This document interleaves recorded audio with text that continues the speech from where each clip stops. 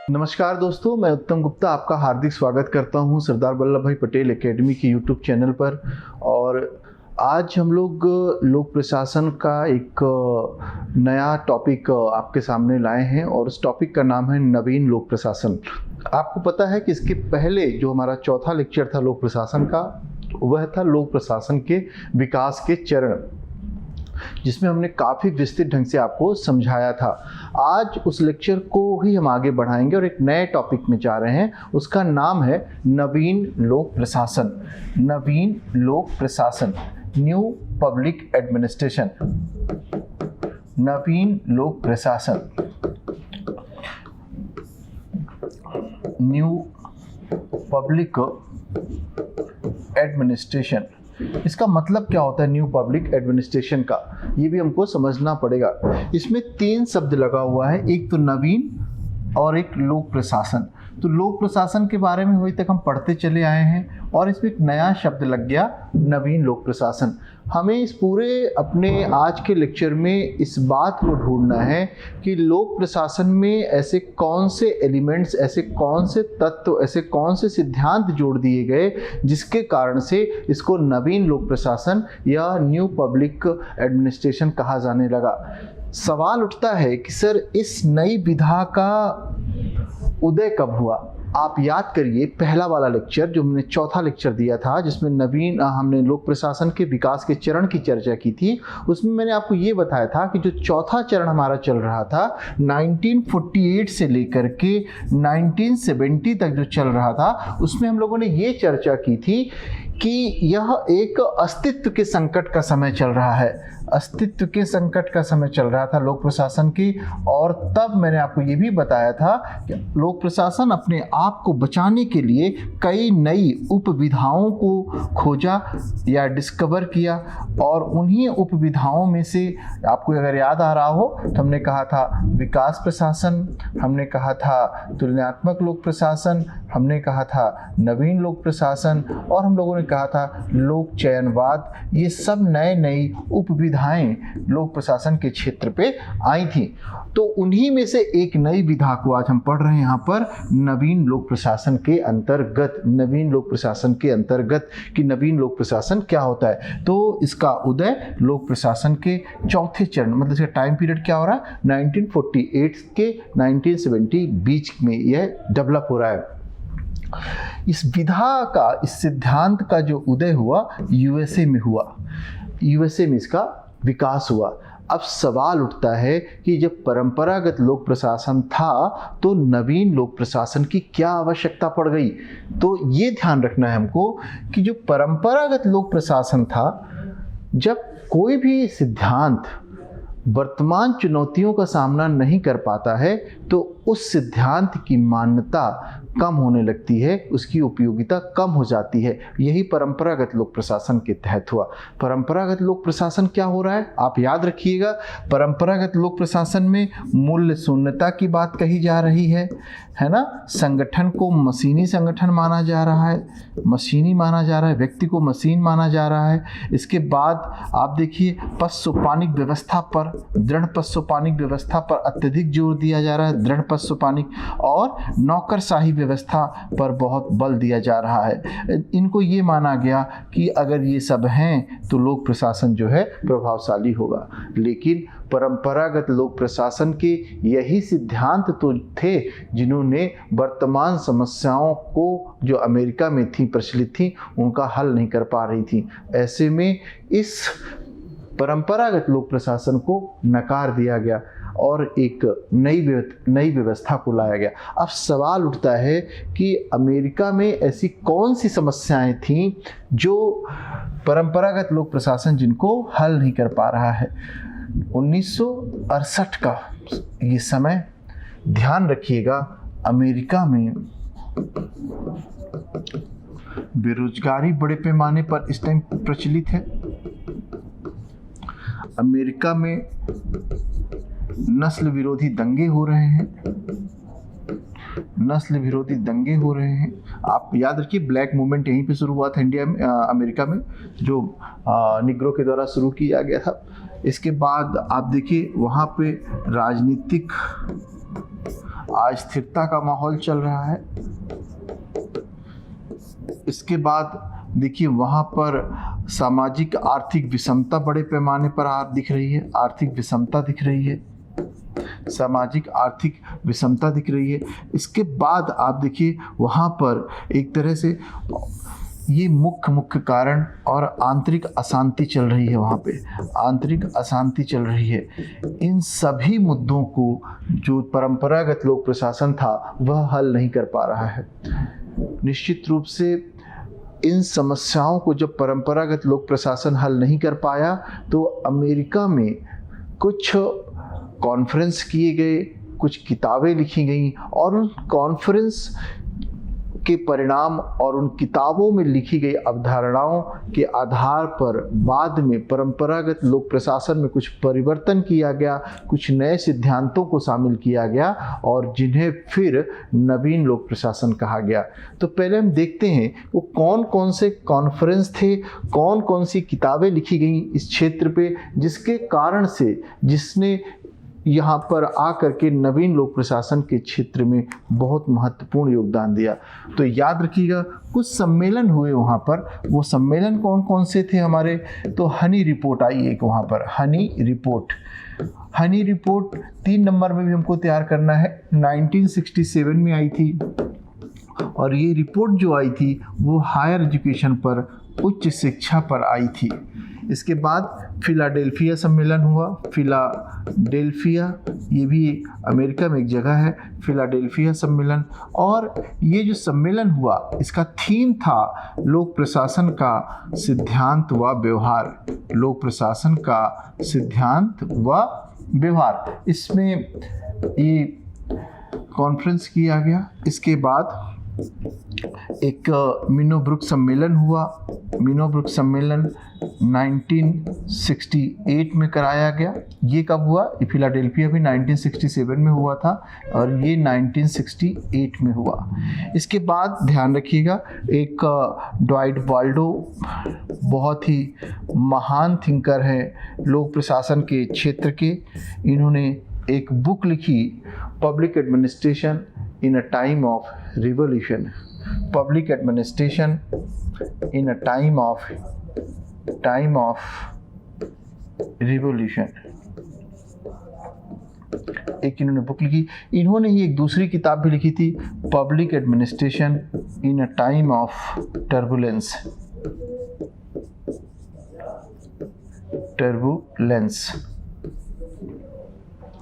तो ये इसके बाद फ्रैंक मैरनी भी आई और फ्रैंक मैरनी के द्वारा एक किताब लिखी गई, towards a new public administration. Frank Marini इनके द्वारा लिखा गया एक बुक लिखा गया, यहाँ पे लिख दे रहा हूँ मैं, towards a new public administration, towards a new public administration. ये जो 4-5 चीज़ें आप देख रहे हो, एक बुक और यहाँ पे आई थी बहुत इम्पॉर्टेंट है, फ्रेडरिक्सन ने लिखा था, मैं हिंदी में लिख देता हूँ, फ्रेडरिक्सन ने लिखा था न्यू पब्लिक एडमिनिस्ट्रेशन। इन सब कॉन्फ्रेंस और किताबों का परिणाम ये रहा कि अमेरिका में या लोक प्रशासन के क्षेत्र में एक नई विधा का जन्म हो गया और उस विधा को कहा गया न्यू पब्लिक एडमिनिस्ट्रेशन। अब हमको ये सोचना है कि न्यू पब्लिक एडमिनिस्ट्रेशन में क्या क्या नया था, न्यू पब्लिक एडमिनिस्ट्रेशन में ऐसा क्या नया था जिसको कहा गया। तो न्यू पब्लिक एडमिनिस्ट्रेशन में 5 नई चीज़ों का समावेश करवाया गया। तो क्या क्या करवाया गया याद रखिएगा, इसको हम लोग याद करने के लिए बता रहे हैं, एक शॉर्टकट में याद रखिएगा, इंग्लिश में सी क्रेप कहते हैं इसको। और इस सी क्रेप के आधार पर एक सी होता है क्लाइंट ओरिएंटेशन, ये क्लाइंट ओरिएंटेशन। इसके बाद चेंज ओरिएंटेशन, चेंज ओरिएंटेशन, ठीक है। इसके बाद रिलेवेंस, इसके बाद इक्वालिटी एंड इसके बाद वैल्यू। हम इसका हिंदी वर्जन देखते हैं तो नागरिक उन्मुख, परिवर्तन उन्मुख, इसके बाद प्रासंगिकता, प्रासंगिक होना चाहिए कोई भी सिद्धांत है, समानता पर बल देने वाला होना चाहिए और मूल्यों पर बल देना चाहिए। हमने कहा था कि परंपरागत लोक प्रशासन जो था वह मूल्यों पर बल नहीं दे रहा था। परंपरागत लोक प्रशासन का परिवर्तन उन्मुख और नागरिक उन्मुख विचारधारा से कोई लेना देना नहीं था, क्योंकि परंपरागत लोक प्रशासन तो सिर्फ कहता था कि सिद्धांतों को लागू कर दीजिए, नौकरशाही बहुत अच्छी है, मूल्य का प्रशासन पे कोई लेना देना नहीं है, नागरिक भागीदारी हो रही है या नहीं हो रही है, इन सब चीज़ों पर परंपरागत लोक प्रशासन बल नहीं दे रहा था। और आप देखिए आवश्यकता क्या थी अमेरिका में, जब नस्ली दंगे हो रहे हैं, बेरोजगारी चल रही है, आंतरिक अशांति मची हुई है, उस टाइम पर हमको अगर नागरिक उन्मुख प्रशासन होता, परिवर्तन उन्मुख प्रशासन होता, अगर समानता पर बल दे रहा होता, मूल्यों पर बल दे रहा होता, तो अमेरिका की ये समस्याएं अपने आप ही हल हो जाती। और जब इन 5 नई चीज़ों को दिया गया और उसके कारण से जिस लोक प्रशासन का जन्म हुआ उसे कहा गया नवीन लोक प्रशासन। दिमाग में रखिएगा, न्यू पब्लिक एडमिनिस्ट्रेशन। अब थोड़ा थोड़ा हम इसमें समझ लेते हैं नागरिक उन्मुख का मतलब क्या होता है, परिवर्तन उन्मुख का क्या मतलब होता है।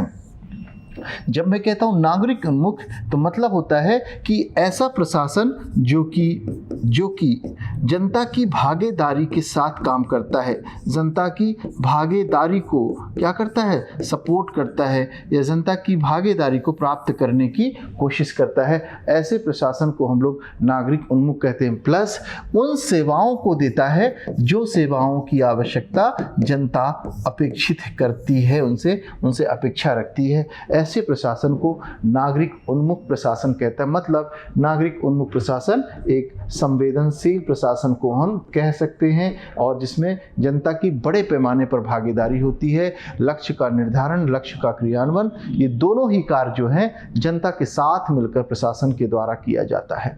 ठीक है।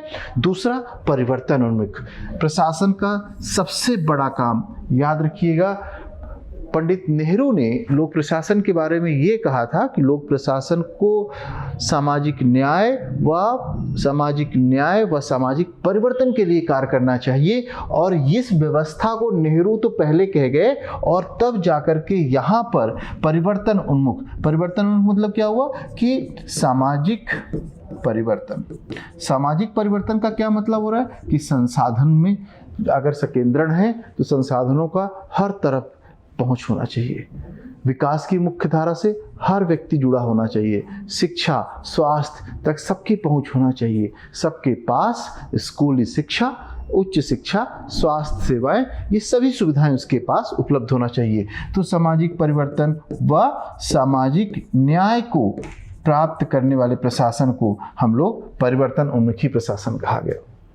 रिलेवेंस का मतलब होता है ऐसा प्रशासन हो जो वर्तमान की समस्याओं को क्या करे, एड्रेस करे, रिकॉग्नाइज करे और उस समस्याओं को हल करने के लिए आवश्यक कदम उठाए। फिर से रिपीट करता हूं, प्रासंगिकता का मतलब होता है ऐसा प्रशासन, कैसा प्रशासन जो कि वर्तमान समस्याओं को समझ सके, वर्तमान समस्याओं को चिन्हित कर सके और उन समस्याओं का निदान करने के लिए आवश्यक कदम उठाए। इसको बोलते हैं प्रासंगिक प्रशासन। इक्विटी का मतलब समानता, मतलब प्रशासन का प्रमुख उद्देश्य समाज में समता लाना है। समाज से सामाजिक आर्थिक विषमता को कम करना चाहिए और इसके लिए प्रशासन को डेडिकेट होकर काम करना चाहिए, क्योंकि आर्थिक विषमता और सामाजिक विषमता कई प्रकार की हिंसा व सामाजिक अस्थिरता को जन्म देती है। इसी कारण से जो है इक्वेलिटी को लोकतंत्र का बेसिक आधार कहा गया है। भारत के संविधान में भी अगर हम चलें तो आर्टिकल 14 से लेकर के 18 तक समानता का अधिकार दिया गया, और उसमें विधिक समानता के साथ साथ आप देखो धार्मिक समानता, सेक्सुअल जो हमारी जेंडर इक्वेलिटी, इन सब चीज़ों की वहाँ पर बात की गई है। क्यों? क्योंकि अगर समाज में इक्वेलिटी नहीं है तो लोकतंत्र नहीं हो सकता है, और अगर लोकतंत्र नहीं है तो मतलब ही है कि वह समाज एक अन्यायपूर्ण समाज है। मतलब समानता की आवश्यकता क्यों पड़ रही है? न्यायपूर्ण समाज की स्थापना करने के लिए, न्यायपूर्ण समाज की स्थापना करने के लिए। मैंने आपको भारत के संदर्भ में समझा दिया, और उस टाइम अमेरिका में भी आप देखो निग्रो और गोरों के बीच में जबरदस्त विवाद चल रहा है, घरेलू हिंसा चल रही है। मूवमेंट चलाया गया है 1968 के आसपास वहाँ पर, और वहाँ पर समानता लाने की कोशिश की गई। अगला वैल्यू, मूल्यों का मतलब क्या होता है कि प्रशासन लोगों की आवश्यकताओं का ध्यान रखे, प्रशासन बदलती हुई परिस्थितियों के अनुसार काम करे, लोगों की पसंद व नापसंद के अनुसार अपने आप को ढाल ले। मूल्य और मूल्यों को अगर हम दूसरे रूप में कहें तो प्रशासन को संवेदनशील होना चाहिए, प्रशासन को एरोगेंट नहीं होना चाहिए, जनता और प्रशासन के बीच में प्रॉपर भागीदारी होना चाहिए। तो ये 5 नए सिद्धांत, 5 नए तत्वों ने एक नवीन लोक प्रशासन को जन्म दिया है। अब ये तुम्हारा नवीन लोक प्रशासन हो गया। अब अगर क्वेश्चन पूछता है आपसे कि नवीन लोक प्रशासन की विशेषताएं क्या हैं, एक क्वेश्चन आपसे ये पूछ सकता है। इसी विशेषताओं में आपसे ये भी पूछ सकता है कि नवीन लोक प्रशासन ने किस चीज का विरोध किया, किसका विरोध किया। तो नवीन लोक प्रशासन ने किसका विरोध किया, आप देखना जरा। नवीन लोक प्रशासन कहता है कि मशीनी संगठन नहीं चाहिए, मशीनी संगठन नहीं चाहिए, दृढ़ पशुपानिक संरचना नहीं चाहिए, दृढ़ पशुपानिक संरचना नहीं चाहिए। इसके बाद नौकरशाही व्यवस्था, नौकरशाही व्यवस्था इसको भी रिजेक्ट कर दे रहा है। और इसके बाद राजनीति प्रशासन विभाजन को भी इसने नकार दिया, बोला ये भी ठीक नहीं है भाई, ये इसके कारण से प्रशासन और राजनीति के बीच में एक विभेद पैदा होता है, एक बाउंड्री बनती है, जबकि दोनों का कार्य एक दूसरे से जुड़ा हुआ होता है। तो राजनीति, इसके बाद जो ये प्रशासन आ रहा है यहाँ पर, इसने व्यक्ति को आर्थिक मानने से भी मना कर दिया, बोला कि आर्थिक प्राणी की संकल्पना ठीक नहीं है। तो इन सब चीज़ों का इसने विरोध किया। ध्यान रखिएगा, दृढ़ पशुपानिक संरचना, मशीनी संगठन, संगठन को मशीन मानने से मना कर दिया, कहा संगठन में व्यक्ति काम करते हैं और व्यक्ति जो है भावना शून्य हो ही नहीं सकता है, इसलिए यह विचारधारा ठीक नहीं है। दृढ़ पशुपानिक संरचना को नवीन लोक प्रशासन ने हर समस्या की जड़ माना, कहा कि इसी के कारण लाल फीताशाही आती है, हाँ, इसी के कारण भ्रष्टाचार आता है, इसी के कारण भाई भतीजावाद पैदा होता है, और जिसके कारण जनता की असंतुष्टि का स्तर बढ़ता है। नौकरशाही को कहा कि नौकरशाही एक ऐसी संस्था हो गई है जो अपने आप को सेवक न मान के स्वामी मानने लगी है। तो ये अपने आप को सेवक कम मानते हैं बल्कि स्वामी ज़्यादा मानते हैं। तो ये भी एक बुरी बात थी। राजनीति प्रशासन विभाजन को भी नकार दिया गया और ये माना गया व्यक्ति आर्थिक प्राणी ना होकर के बल्कि व्यक्ति एक सामाजिक प्राणी है। यहाँ पर इसका विरोध किया इसने। तो अब अगर हम इसकी विशेषता देखें कि नवीन लोक प्रशासन में ऐसा क्या नया आया जिसके कारण से लोक प्रशासन अपनी खोई हुई प्रतिष्ठा को पुनः से प्राप्त कर लिया, जिसके कारण से लोक प्रशासन अपनी खोई हुई प्रतिष्ठा को फिर से प्राप्त कर लिया और फिर से यह प्रासंगिक बन गया। तो आप देखो, इसने संगठन को सामाजिक संगठन के रूप में देखा, सामाजिक संगठन के रूप में देखना शुरू कर दिया। इसने प्रशासन में जनता की भागीदारी की बात की, प्रशासन में जनता की भागीदारी की बात कही, कहा कि जनता की भागीदारी होना चाहिए, है ना। और इसने कहा कि राजनीति व प्रशासन सिक्के के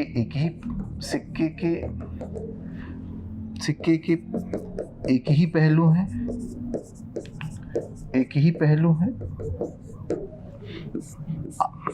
हाँ, आप देखो इन्होंने लचीली पशुपानिक व्यवस्था की बात कही, लचीली पशुपानिक व्यवस्था की बात कही। हाँ, इसके बाद इन्होंने नौकरशाही को संवेदनशील बनाने की बात कही, संवेदनशील बनाने की बात कही।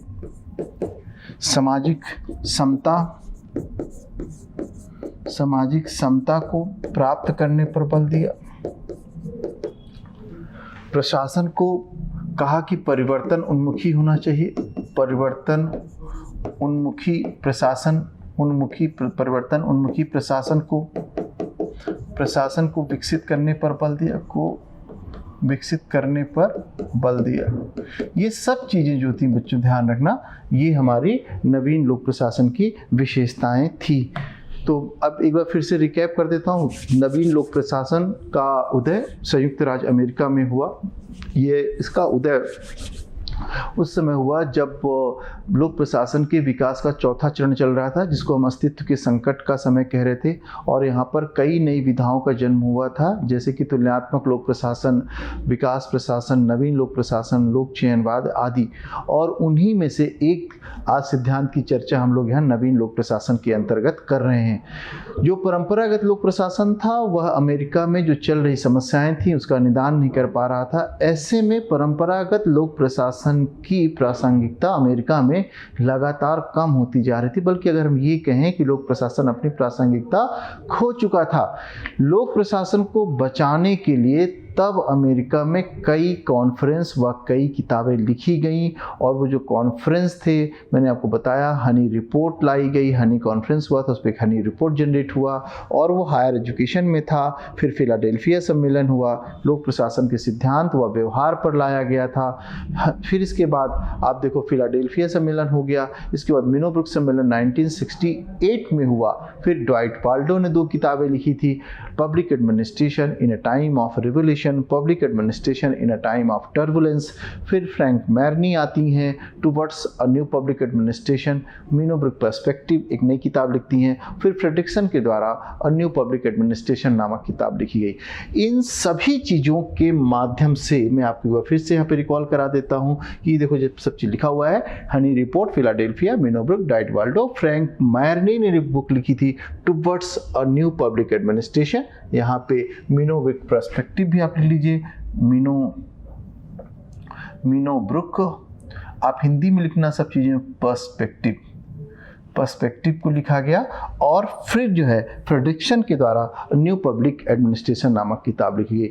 इन सम्मेलन और इन किताबों के निष्कर्ष ने कुछ नए प्रिंसिपल्स दिए, और उस प्रिंसिपल्स को हमने कंसाइज करके हमने एक आपको कोडिंग बता दी, और उसका नाम मैंने दे दिया आपको C-CRAVE। What is the meaning of C-CRAVE? So you can see here, the C represent here the client orientation, change orientation and relevancy, equality and the values। हमने आपको इन सब चीज़ों के बारे में बता दिया। What is a particular meaning? आपको 2 लाइन इन सब के बारे में वहाँ पे एग्जामिनेशन पे लिखना है। Remember only you can write down only 200 words in the MPPSC, और अगर आप UPSC में इसको पढ़ रहे हैं तो आप यहाँ पे 250 शब्दों को लिख सकते हैं। तो ये हो गया इसका। इसके बाद मैंने बताया कि इसका ये किस चीज़ का विरोध कर रहा था, तो ये मशीनी संगठन का विरोध कर रहा था। किसी भी मशीनी संगठन का मतलब होता है वहाँ पे मानवीय भावनाओं का कोई स्थान नहीं होता है। दृढ़ पशुपानिक संरचना का इसने विरोध किया। क्यों किया? क्योंकि इसने कहा कि दृढ़ पशुपानिक संरचना के कारण ही लोक प्रशासन जो होता है उसमें लाल फीताशाही, भ्रष्टाचार व भाई भतीजावाद जैसे तीनों एलिमेंट्स आ जाते हैं।